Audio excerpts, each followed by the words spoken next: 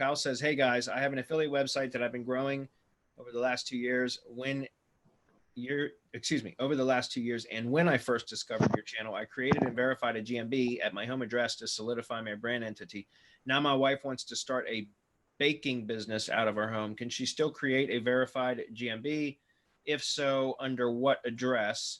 Similarly, if I create more affiliate sites in the future, how do I verify a GMB for each of them?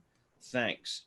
Well, that's a good question. You know, if it's you'd have to probably talk to your postal carrier to find out if they'd be okay to do this. I haven't had any issues with it when we've done this in the past, but you know, say like whatever, let's say your address is 123 Main Street.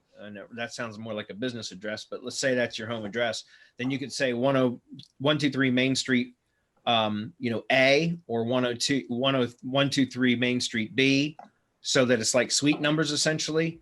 So that could be one way that you could use the same address for, you know, multiple GMBs without it, because it would be unique at that point, right? Or you could even do something like that. You could talk with your postal carrier to find out if they would still deliver the mail if you had added, you know, like an A and a B to the end of your street address. And a lot of times it won't cause any problems. I haven't actually heard of it ever causing any problems, but you'd want to double check and make sure that your mail is still going to be delivered. So that's one way that you could do it. The other thing I would recommend though is not to create additional GMB sites or GMB profiles for each affiliate site in the future. There's really no reason to do that. Why not create one brand and then have multiple affiliate sites under that brand? That's kind of or affiliate type projects. I mean, I guess if there's no relationship between them whatsoever, then it would make sense maybe to have different things. But, you know, I wouldn't recommend that for affiliate stuff unless you're building like a big brand for something or another. And, you know, I don't know what type of brand you're going to build as an affiliate, but you could build an affiliate brand that could have, you know, promote multiple different types of products. So that's what I would do, and work on building a brand name for that marketing business or however you want to call it. So Margaret, what would you do? I would do exactly what you said. I was thinking about this, and I would brand the affiliate. Remember Jason Quinlan, mastermind member for a long time, then he fell off, but he created Shiny Object Reviews, and he was ranking all over the place for a whole bunch of different things. Of course, it was all digital marketing or SEO related, so they had some kind of semantic relationship. However, I'm thinking if you're, I don't know, if you have wereviewyu.com, then that brand could potentially review everything, and I think that you can get away with that as long as your schema is correct on all the different categories that you're going to, or else if you couldn't do that, then directories just wouldn't work, would they? No.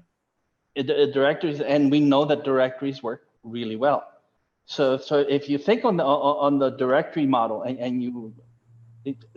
this is thinking that they're unrelated, right? That your affiliates are going to be all over the place. You want women's shoes, and you want I don't know, leather goods, and you're gonna also review SEO products. Then you could take care of that by associating each one to the brand through your structured data. That's what structured data is for.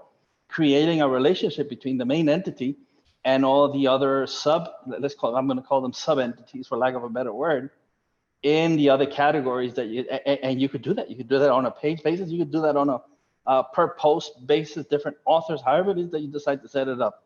This would be perfect, what Bradley said. Now, I'm looking ahead to the next question. He says, GMB no longer allows PO boxes. I don't think they ever did allow it. It's always been against the terms of service using a PO box. That's why we go with PO box with street address. And that would actually take care of your affiliate problem if you want separate GMBs for each one of your affiliates. The post office, as a matter of fact, I just did one not too long ago, they still allow you to go in and ask for a post office box with a street address, as long as you fill it. Most of them don't know, right? So you have to fill out the PDF. Yeah, fill out the PDF. I was go to looking the for that post office. file, and I can't. I can never find it in my bookmarks when I need it. But it's just a PDF that you can print off and fill out and submit, and it doesn't cost anything else to use the street address guys. In that they're supposed to have the forms at the post office too, so you don't even need to print it out. It just saves some time if you do. Just tell them that you want to use the street address option. And I've only had one post office out of dozens that I've done that at that had said that they didn't allow the street address option at that one particular post office for whatever reason, which I think is bullshit. If it's the United States Postal Service, which means if it can be done at one, it should be able to be done at all of them. But you can't fix stupid. So, but yeah, GMB, we've never condoned or endorsed trying to use PO boxes because I know, at least from all of my experience, whenever I had ever tried to enter in a PO box, it would immediately reject it. Like it wouldn't allow it to proceed with setting up a GMB. So when you get a red warning sign about the address not being in the correct format. It won't allow you to enter it. So that's how you get around that is you go get a PO box with street address. That's the workaround. Okay, so there you go.